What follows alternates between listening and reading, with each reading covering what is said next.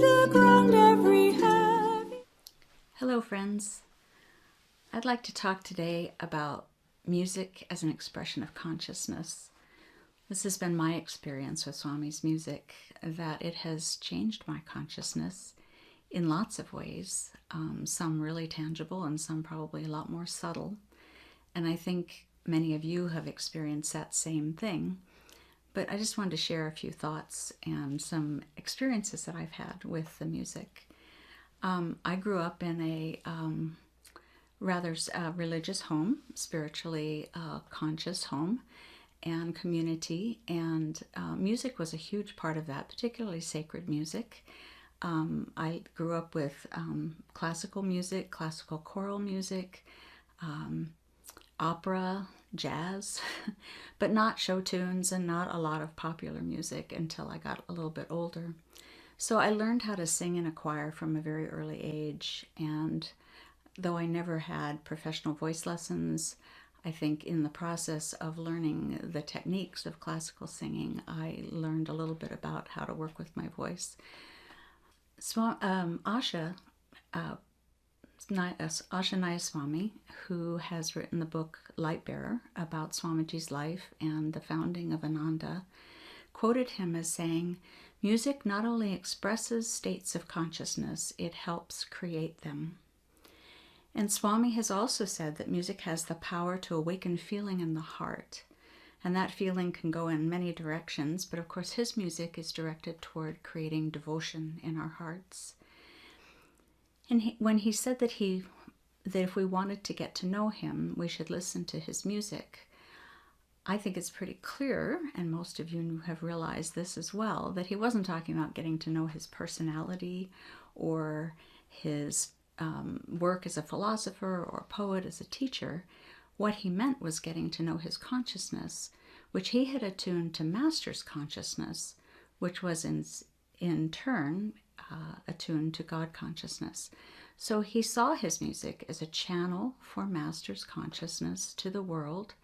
And for those of us who were involved in the music, we then became channels as well. And that's why the consciousness with which we sing the music or play the music or even listen to the music is so important, because we are being channels to get that appropriate consciousness across to the audience and to experience it ourselves. Swami often said it wasn't even his music, that it didn't come from himself. It came to him, and it was a gift to him, and therefore a gift also to us. And this is a tremendous gift for us.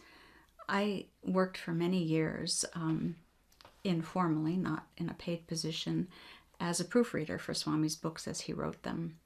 And in that process, I learned a lot about how Swami wrote, how he expressed himself in language, and how important exact wording and exact phraseology was to him, and the placement of commas and semicolons and all of those things.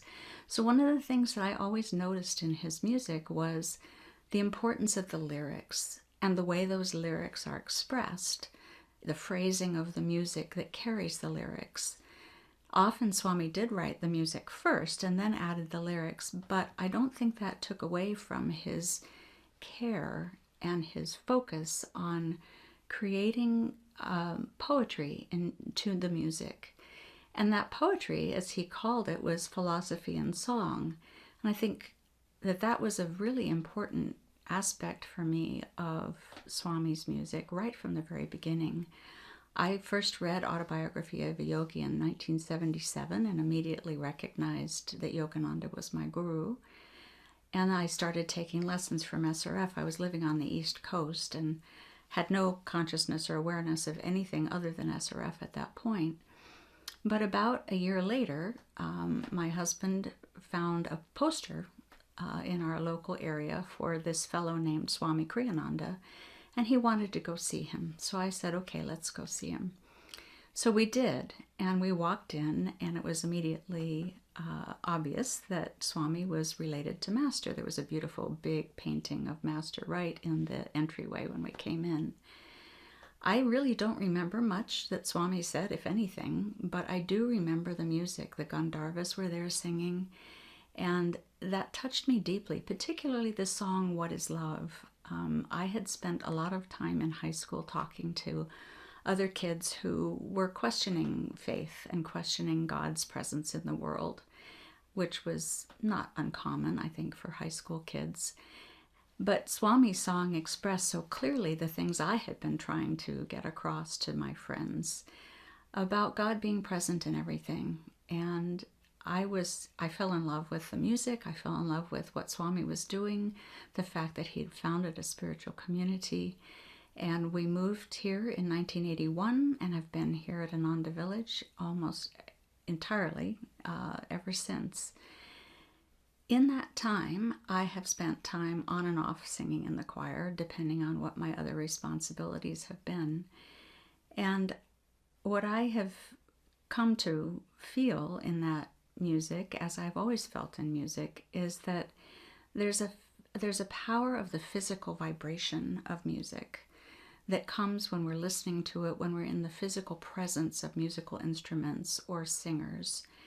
And when we listen to the music or we sing it, we're not only tuning in on a mental level through the lyrics and the musical structure of the composition, the melodies and the harmonies, but we're also feeling in the body the sound vibrations, and we're experiencing resonance with those vibrations.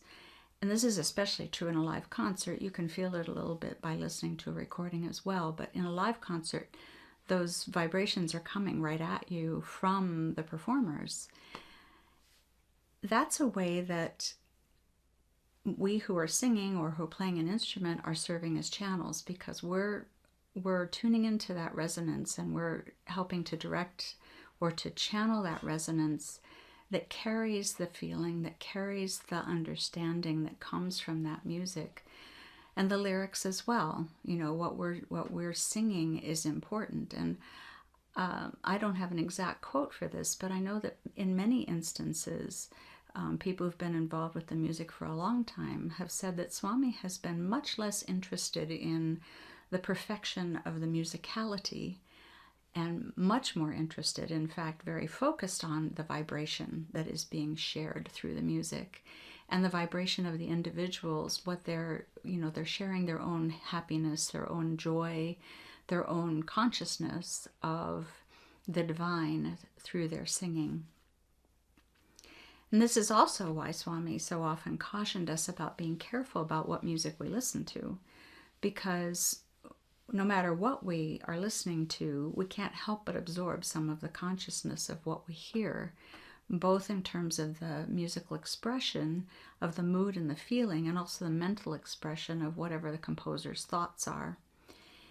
And we now have a very unique opportunity, those of us who are singing, those of us who are listening to the music, to experience Swami's immediate influence on how the music is sung or performed through those that he's trained, who are still in the roles of conducting or directing. And those people have received direct guidance from Swami on how to sing and perform it. And then we also have recordings of Swami singing the music. And I was reflecting a little bit on that, and imagine how it would have been to play an instrument in an orchestra or to sing in a chorus composed by Beethoven, Mozart, or Brahms. Now, that music that we hear, whether in a concert hall or on a recording, has been interpreted for us by the director and by the musicians without the benefit of the composer being right there to help make sure that the correct energy is expressed. But we have that now with Swami in what he has sung for us and in what he's taught, and how directors and conductors that he has influenced and talked with and instructed are bringing us the music. So again, we have this this is a unique time where we can really get first generation energy from this music, first generation understanding of what the music is trying to express, first generation feeling of the music for ourselves, as well as how we carry it forward to others. I want to share just a few experiences that I've had with the music. I was very fortunate to be involved in a lot of major events having to do with the music over the years. The first that I remember, and I wasn't actually singing in this one, in 1983, the first cluster of homes was being built since after the fire, and the initial homes were built in Raniket, and this was the Kailash cluster. And my husband and I had built one of the homes there. And Swami came up with this idea, I don't know where it came from, to christen these new homes. And one evening came around to each of our houses with a small group of singers who had been learning the pieces from the oratorio, which was still being composed by Swami. And as they came into each home, as they came into our house, he asked, "What would you like us to sing?" And I didn't really know any of the songs. I hadn't been part of the group that was learning the music. But I chose the name When Human Hopes. That sounded like a good one to me. And the group sang it in the house. And obviously it wasn't like having a whole choir, but it was so beautiful and amazing piece of music. And it's been a deeply meaningful song to me ever since, as my husband and I physically lived in the vibration of that song for the 36 years that we lived in that house. The next thing I remember strongly was 1985. Swami had written music, very special music, for his wedding to Rosanna. And there was a choir that was working on learning that music and was going to perform the music for the wedding, and I was part of that choir. And it was such a beautiful energy of that music, the vibration, sort of a sacred and deep expression of spiritual marriage and the meaning of spiritual marriage. It was very touching to me. I remember we were practicing, and Agni was singing the song that is for the father of the bride. "Father, I place my daughter's hand in thine." And I was standing in the choir, and suddenly there were just tears rolling down my face. And of course, Swami noticed.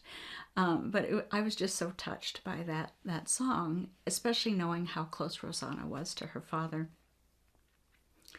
Then in 2000, I was really deeply blessed to be part of the Oratorio Choir to Italy. And at the time, I was still singing alto in the choir. I've been more recently singing soprano. And I'd been encouraged by Agni to work on singing solos, performing solos. And so for the tour, I was to be the backup soloist for the alto parts for Jeannie, in case she became ill or was too tired or whatever. And so I was learning all those alto solos. However, I arrived in Italy having acquired a cold on the plane. And this cold almost immediately turned into laryngitis.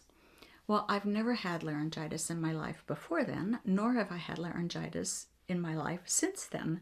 But I had laryngitis for at least 7/8 of that choir tour. And obviously couldn't sing solos, but I couldn't even sing in the choir. But I wasn't going to let that stop me, because this was such an amazing event. The Italian audiences were so receptive to the music, and the venues were so inspiring, and having Swami there singing with us was just such a unique opportunity. So I decided the only thing I could possibly do after the first performance, where I was just dripping and sneezing and stuff, after that I was kind of clearing up, but I had the laryngitis. So I decided I was going to stand in the choir and I would mouth the words. Even if I couldn't sing a note, I was going to be there. I was going to be part of the choir. And it turned out to be an extraordinary experience. Obviously there was a little bit of attachment to the idea of singing, but not singing and being in that environment of these beautiful cathedrals, this incredibly receptive audience, the power of the music, the beauty of what was being produced by both the singers and the instrumentalists, it was extraordinary. And I I was thrilled by it. I just loved it, every minute of it. And it was actually kind of more fun in some ways because I didn't have to focus on, correct placement of my voice. I didn't have to focus on volume, and I had to pay attention, obviously, to the director to be in sync with the other singers with my mouthing of the words. But it was very relaxing in many ways, and it was a really fond memory. And one of the things I remember particularly about the Italian audience was it seemed that in every venue, whether we ended up with a standing ovation at the end or not, which was usually the case, the audience would be on their feet after we sang Christ Has Come. That was just such a powerful piece of music, and that also was thrilling to realize that we were able to be channels for that music, for that energy, even though we were singing in English and probably most of the people only spoke Italian. The vibration carried, and they understood the meaning of what we were singing. And the last thing I'll mention, I don't remember the year. There were a number of years where there were a series of book launches for Swami's books when he was being particularly prolific and writing things like The Essence of Self-Realization and the interpretations of the Bhagavad Gita, the Second Coming of Christ interpretations, all of those books. There were major book launches that were taking place in San Francisco or Los Angeles. And one of these book launches, I don't remember the book either, was in Los Angeles, and we were all staying, the choir and Swami and his staff were staying in this small kind of old world hotel in the Santa Monica area, which is where the center was at that time. And one afternoon, Swami invited the choir to his rooms for sort of an informal satsang, just chatting, having some refreshments, and relaxing together. And at one point, I just happened to be sitting somewhat near Swami, and he looked at me and said, out of the blue, "Your face has changed. It's become so soft and sweet." And he repeated that a second time. And without even thinking about it, I said, "It's the music." And then I realized that that was the truth. That was what had changed my face. But really what happened was my face was reflecting a change in my consciousness that had come from the years of singing Swami's music. And that's what I think is the most important thing about the music, whether we are in the choir or in a small group or just singing by ourselves at home to a recording, or even just singing by ourselves a cappella, is that we tune in to the consciousness and try to consciously draw that into our lives and into our hearts and souls, and absorb what Swami has written, not only the music, but the words, the incredible melding that he's made there of the philosophy, the scriptures, especially in the Oratorio, but also, Master's words, Master's writings, the chants also that Swami's written that are so simple, but so powerful. And I really think that that's one of the greatest benefits that we have on this path. I mean, there are many, many benefits, but one of the greatest is Swami's ability to express and to carry that vibration into everything he did and into this very powerful medium of music.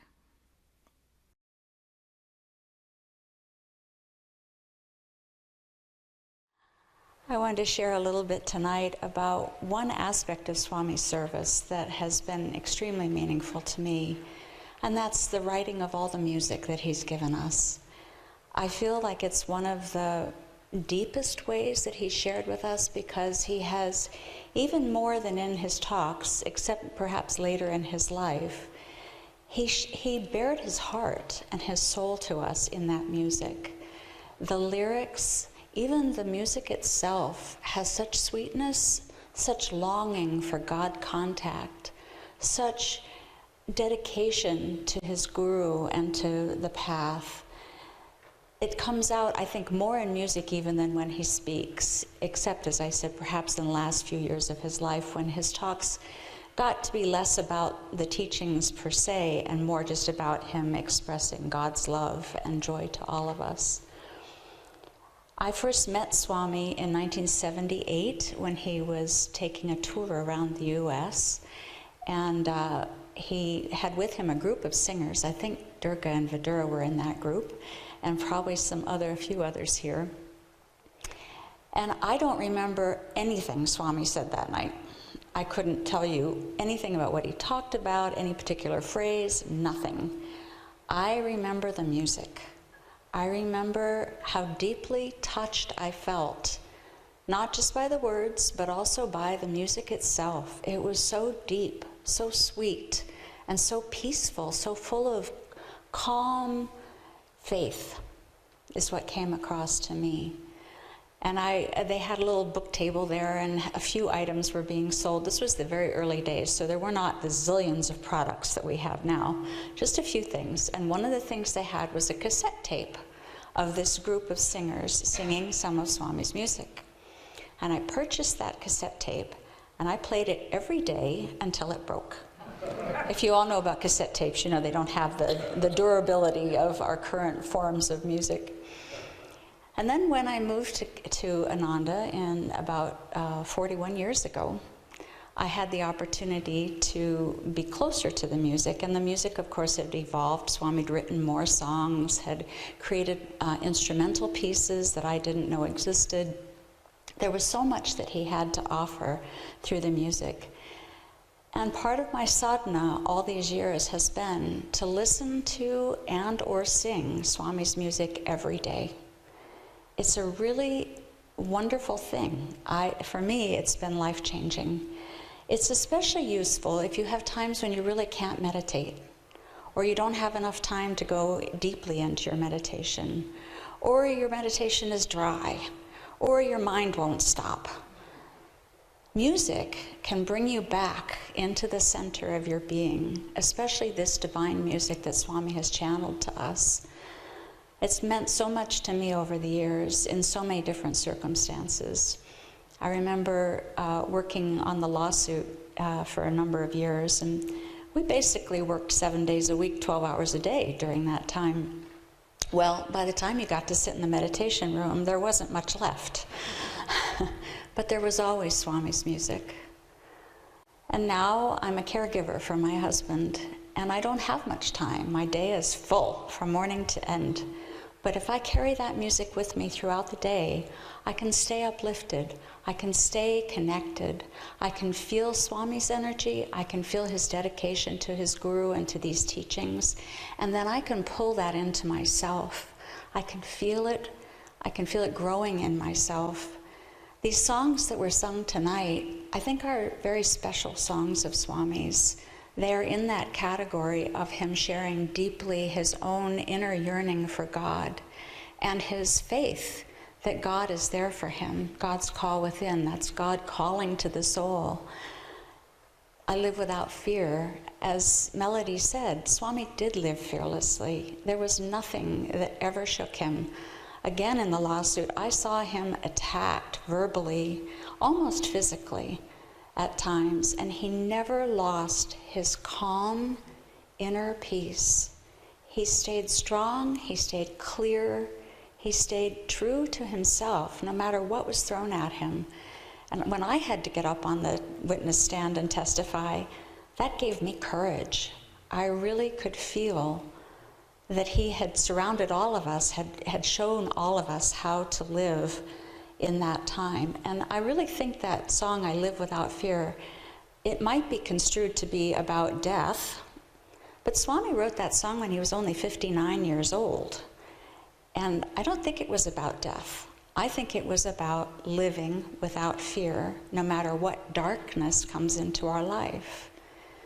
So there's a lot that you can get out of Swami's music. Even if you just listen to the music itself, it's so uplifting, it's so heart-touching, it's so meaningful to us as spiritual beings because it's divine music.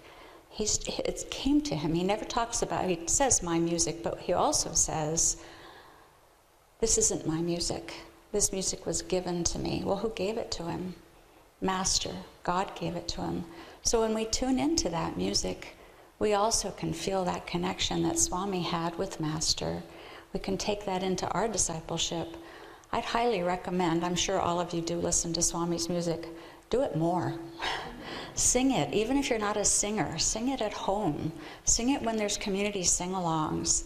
It'll help change your life. It just is such a remarkable gift that he's given us.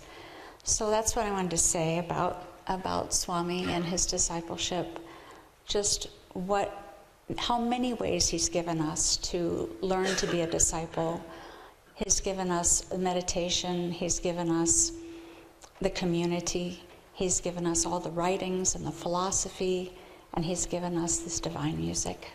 Thank you, Swamiji.